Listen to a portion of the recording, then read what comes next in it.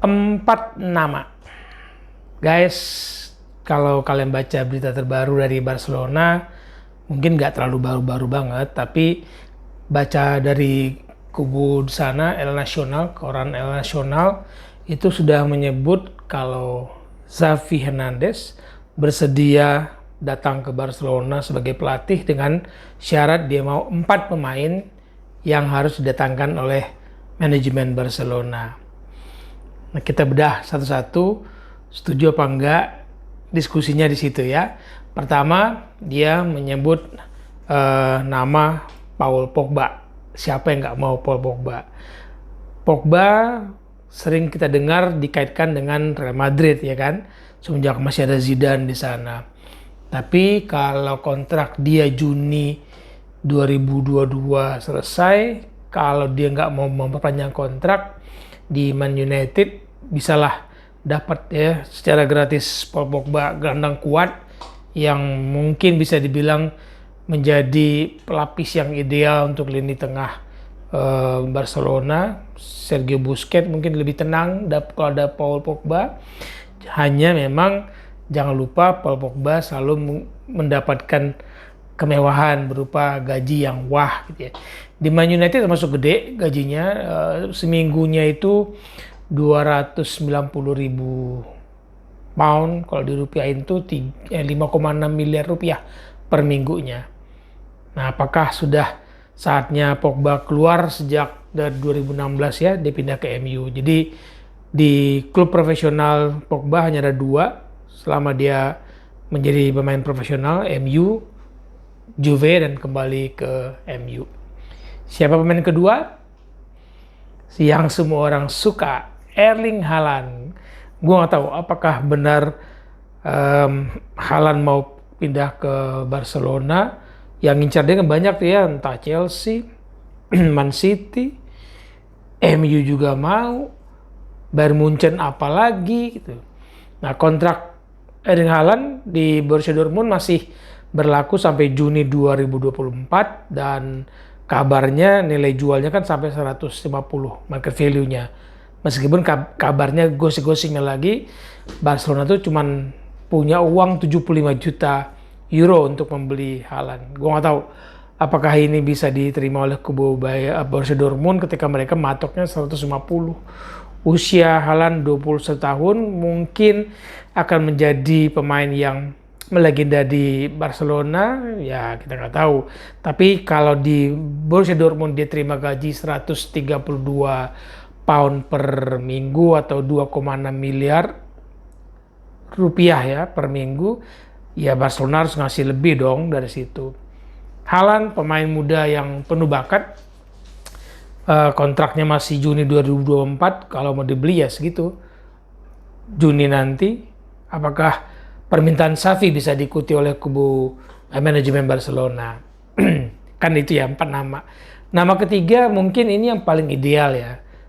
Pemuda Spanyol, pernah di Akademia Spanyol, cukup lama di akademinya 2007 sampai 2014, belum pernah membela tim senior di Spanyol. Attacking midfielder, usia 23 tahun, rasa-rasanya menjadi pilihan yang cukup ideal. Selain dia warga Spanyol, harganya juga lumayan, 50 juta, katanya 50 juta euro, dengan gaji yang kalau dirupiahkan ya seminggunya 1,32 miliar. Di euro kita bisa menyaksikan bagaimana si Dani Olmo ya. Kalau mungkin kalian nggak nonton Liga Jerman, nonton RB Leipzig ya, kemarin di Euro bisalah kita lihat ada 5 pertandingan diikuti Olmo, dia memberikan 3 assist. Sayang di semifinal penaltinya gagal ke gawang Italia, tapi di perempat final dia bisa menjebolkan menugas eksekutor sebagai penalti, tapi di semifinal melawan Italia penendang pertama pula dia gagal. Nah, pemain keempat siapa? Ini yang disebut bahasanya komoditi hangat saat ini.